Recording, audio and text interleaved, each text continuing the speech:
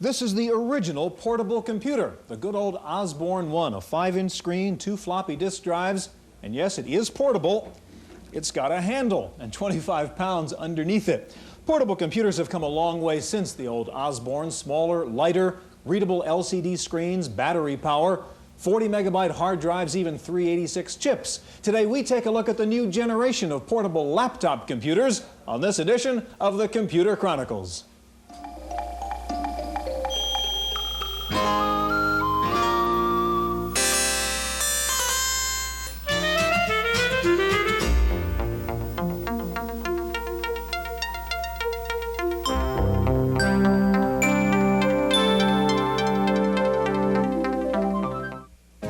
The Computer Chronicles is made possible in part by McGraw-Hill, publishers of Byte magazine, and BIX, the Byte Information Exchange. In print and online, Byte and BIX serve computer professionals worldwide with detailed information on new hardware, software, and technologies. Welcome to the Computer Chronicles. I'm Stuart Chaffee, and this is Gary Kildall. Gary, you recognize this wonderful old toy here, the TRS-80 Model 100, the original laptop, really. This one belongs to Jan Lewis, by the way, who still uses it, as do many journalists and many people, even though laptops have grown up considerably since the days of the 100. I know you like to use a laptop. What are the key features that you think should be in the ideal laptop? Well, I really enjoy the portability of the laptop, that's for sure, and that means it's got to be lightweight. It has to have an internal hard disk drive. Right. You can't live with just floppies. And a paperwhite display that's backlit. Now, the only problem we have to solve is that battery problem. I think, you take that trip from San Francisco to New York and you start hearing the beep beep over Denver. Right. But we're heading that way. Battery technology is better, and I brought along a little toy here. This is a 2.5-inch hard disk drive. Oh, my God. And it's about a third of the size of the 3.5-inch drives, Wow. and about a third of the power, and it includes the controller as well. That's beautiful. So this is the kind of thing that we'll be seeing in the new laptops that'll help this maintain the battery life. Gary, we're going to take a look at the new generation of laptops. We'll see the new machines from Toshiba, NEC, Zenith, and Compaq. We'll see a laptop computer that has a built-in cellular modem, and we'll try to find out what the new Macintosh laptop is like. Something we'd all like to see in a laptop, of course, is a color display. And we start out with a report on the state of the art in color LCD technology. If it sometimes seems that improvements to laptop computers are slow to appear, that's probably true. Squeezing all the features of a 30-pound desktop machine into a featherweight briefcase requires more than just smaller components. And while portables recently became lighter and more powerful, some common features, like color screens, were just unobtainable. This year, color LCD screens have finally appeared on some laptop machines, even if they're not for sale. At the recent Spring Comdex Computer Show, Zenith, Hitachi, and several other Japanese companies showed the first samples of this new breed of color machine. That does not mean, however, that they will show up on store shelves anytime soon. Well, I think a lot of companies are putting them out there just to position themselves in the marketplace to gain some visibility that they're working on color technologies, and certainly they're also, many of the Japanese firms are looking for potential customers for their screens in the future. So it's sort of a show and tell type of product at this point. The technology that made it possible is the thin film transistor, incorporated directly onto the LCD module. To display 8 colors at once, each pixel has individual red, blue, and green color filters. The backlit screen features a good contrast ratio, but currently the maximum size barely exceeds 6 inches in diameter. While the machines at Comdex were just previews, there's no doubt that the vendors expect to make a big impact sometime in the future. I think we've seen more and more in the desktop now. About 60% of desktop users use color or buy color today. So certainly color will be a hurdle and it will propel the industry forward, but still I think the laptop industry, what it really needs to take off, whether it's color or black and white, we still need low cost, low weight type machines.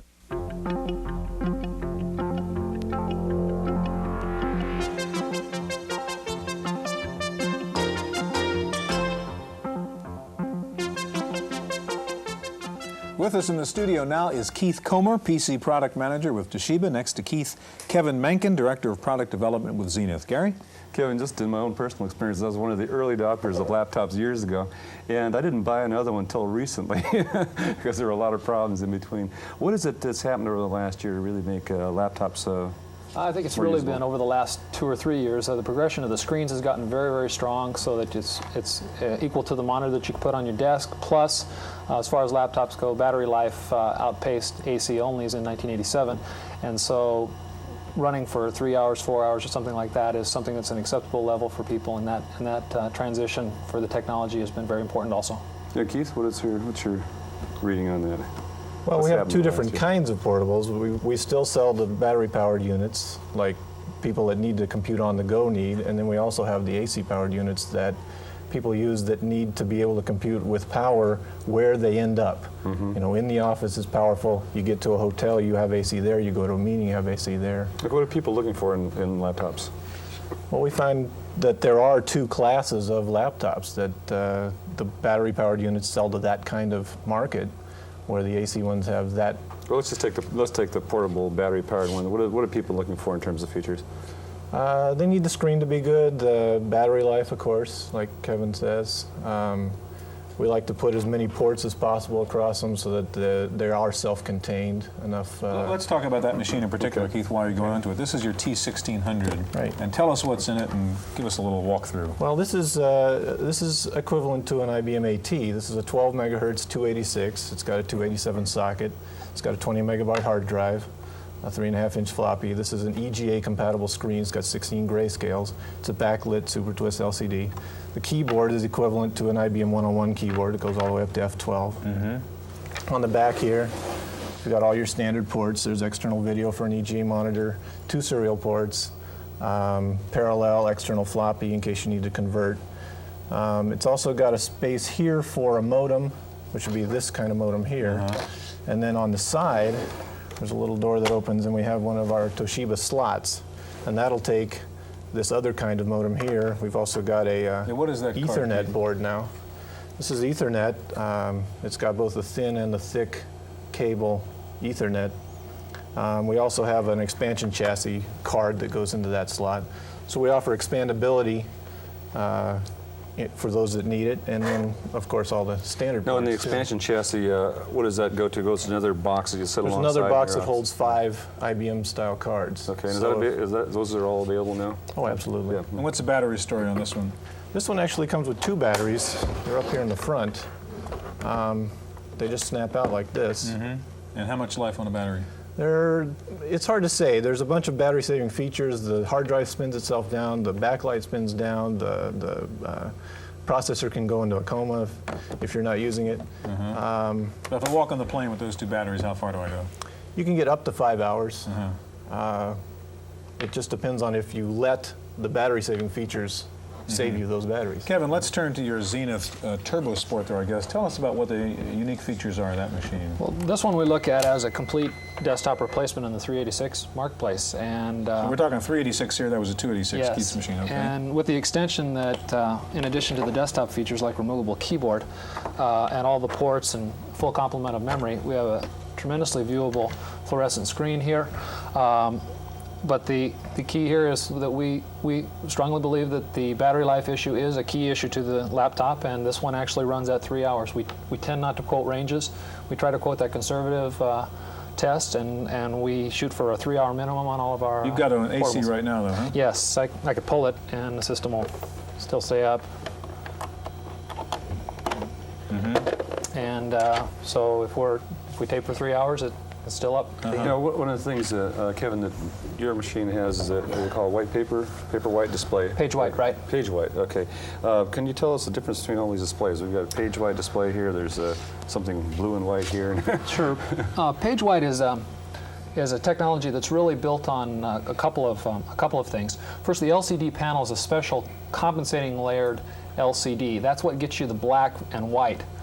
characteristic. But in order to get a very bright white, you need a really good backlight, and we use an a fluorescent backlight in this particular system.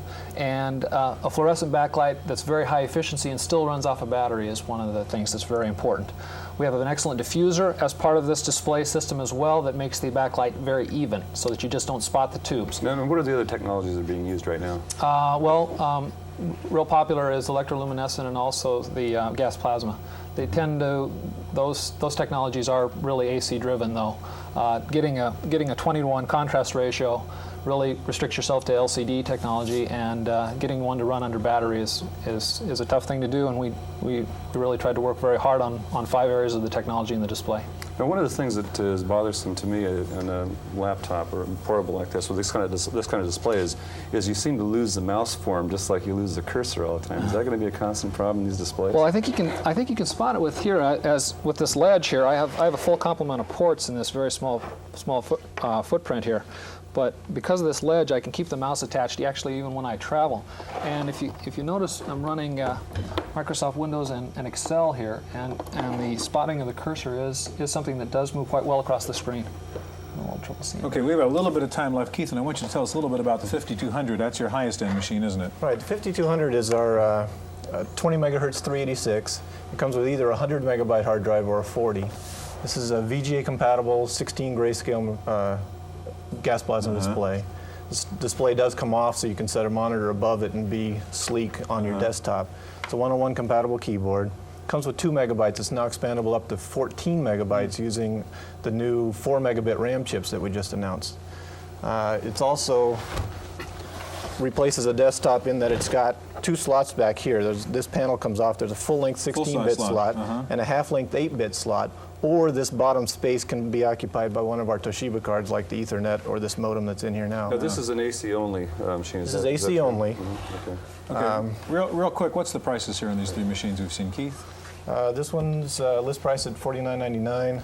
This one goes for $95 or 11 grand, depending on the drive. Kevin? This is $79.99 without modem, 2 megabytes, 40 megabyte hard disk, and $84.99 with a... Gentlemen, thank you. We're going to be talking more about laptops in just a minute. Pretty much laptops have been in the PC domain with very few exception. No real Macintosh laptop, though we know Macintosh is going to come out with a laptop very soon. We sent Wendy Woods out to try to find out what's going to be inside that new Mac laptop. According to journalists, the laptop, due to be introduced at Macworld in Boston in August, will have several trailblazing features. A battery capable of operating for 12 hours between charges, a lightweight hard disk, and a revolutionary new screen. Well, I think the most prominent feature of it would be the active matrix screen, which is a new technology to portable computers that really creates a much finer screen, better contrast, and for the environment that's very graphics-based, like the Macintosh, it's really much more preferable and a good step forward. But there are certain problems with that technology, that it's new, the production yields on active matrix screens is relatively low, and it's expensive. But why the long wait? The basic reason why they waited so long is because they chose a path that involved new technologies, and lots of custom design in the chips, in the active matrix screen, in getting a 12-hour battery life. So there are several factors there that will make it a great machine in many ways. Drawbacks include the machine's weight, an estimated 15 pounds, and its price, in the area of $6,500. But insiders expect it to be a popular and important new addition to the Macintosh line. It's a necessary device so that we can travel with our Macs. Businesses are going to love it. It's going to be yet another product that's going to sell very quickly and very profitably for Apple. Their 3rd product in a row on the Mac SE30, the Mac 2 CX, and now a transportable. It's going to put Apple back in the mainstream and gain a lot of market share for them. In San Francisco for the Computer Chronicles, I'm Wendy Woods.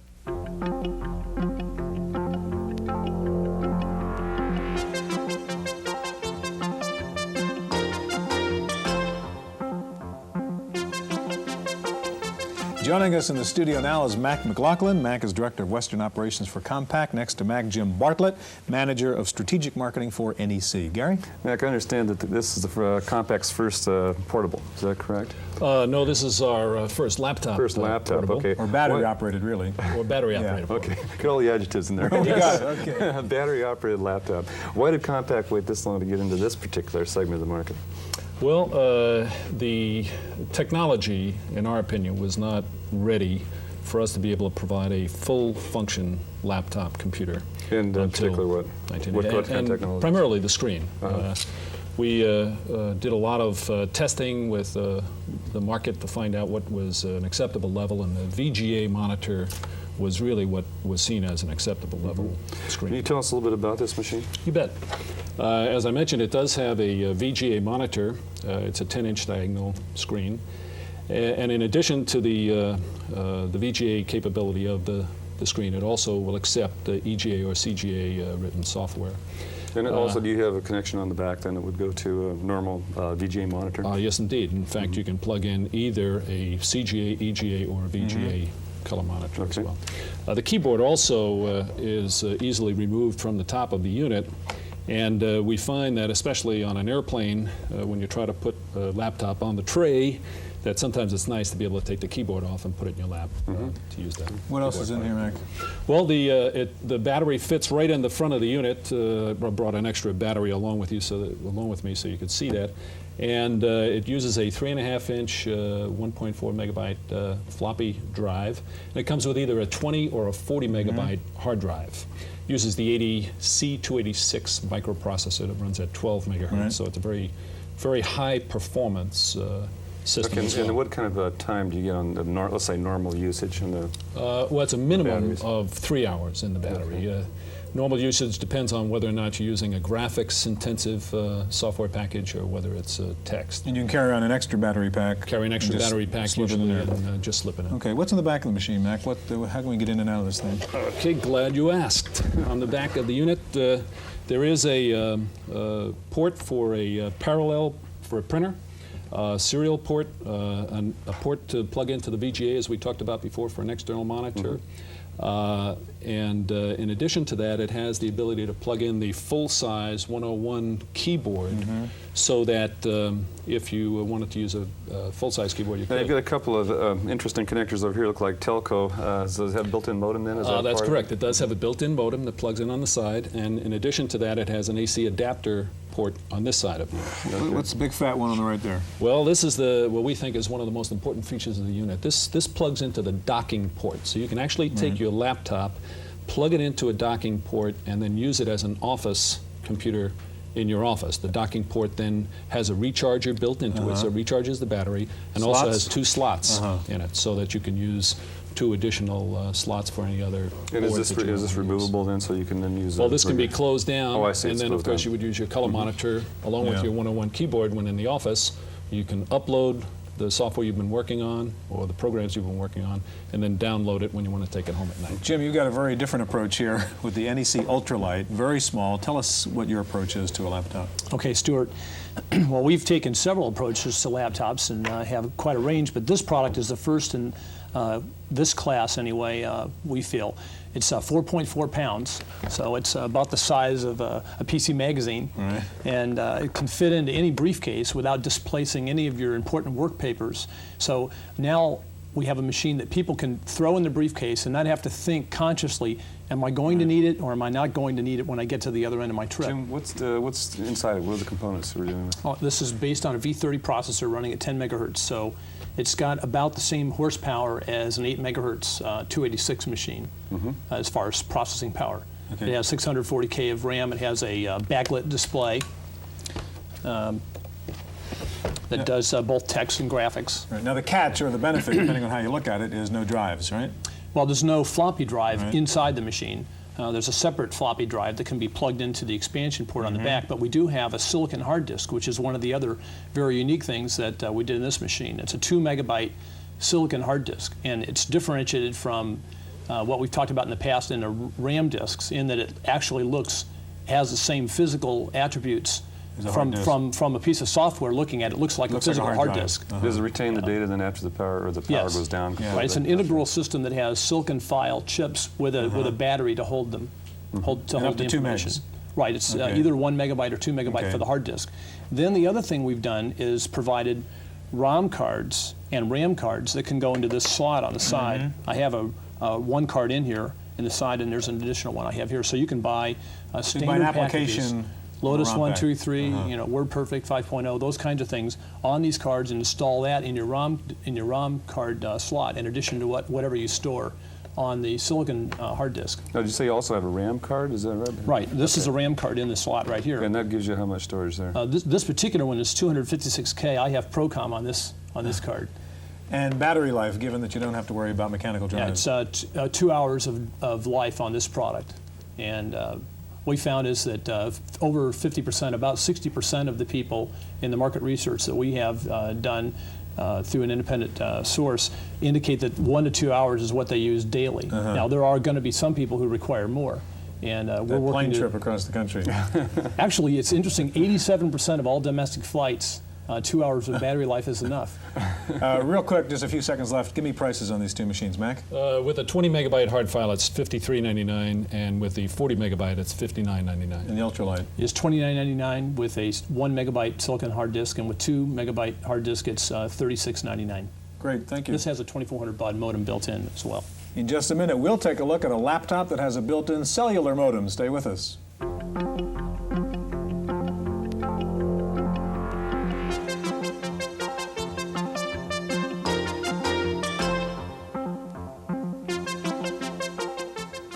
Joining us in the studio now is Mike Morris. Mike is Regional Sales Manager with ITC. Next to Mike, we have Bill Howard, Executive Editor with PC Magazine.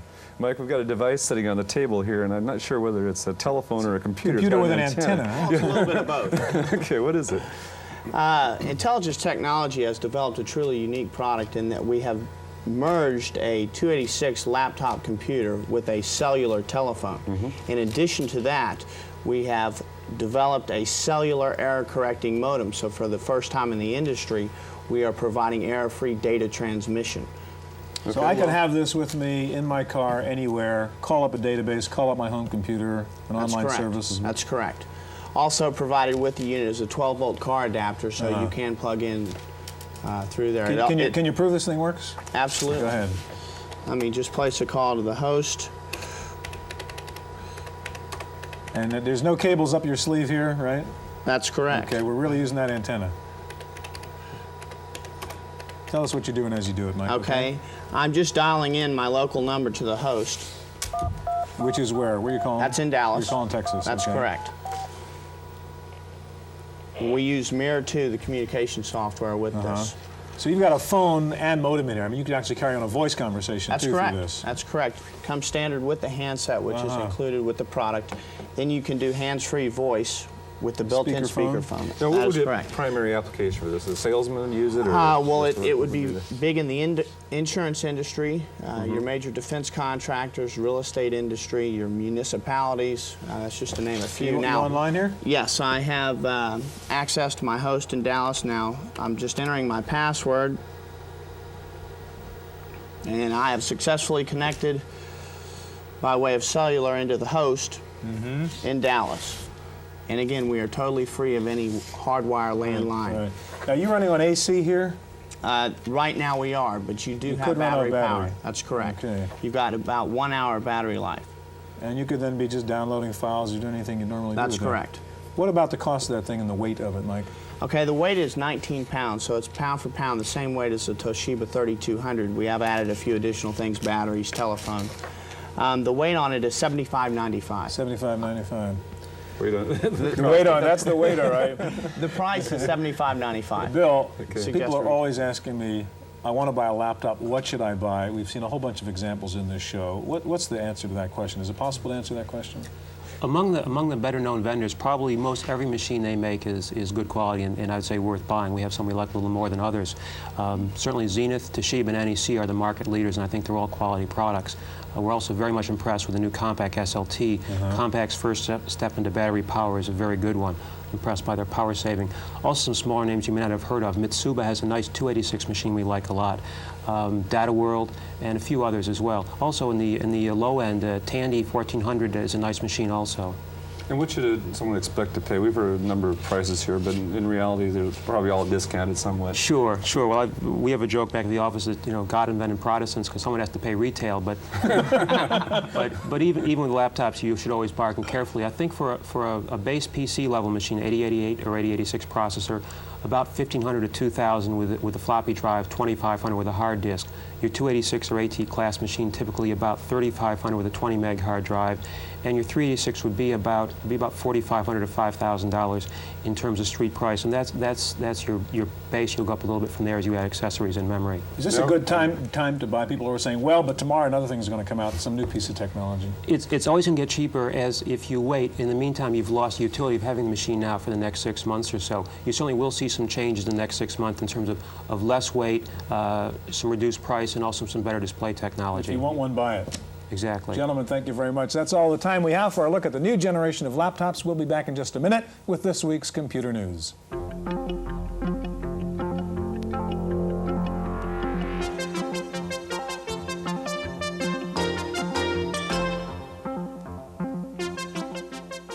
In the random access file this week, Microsoft says it will release a new version of DOS 4.0 that will be faster and require less memory.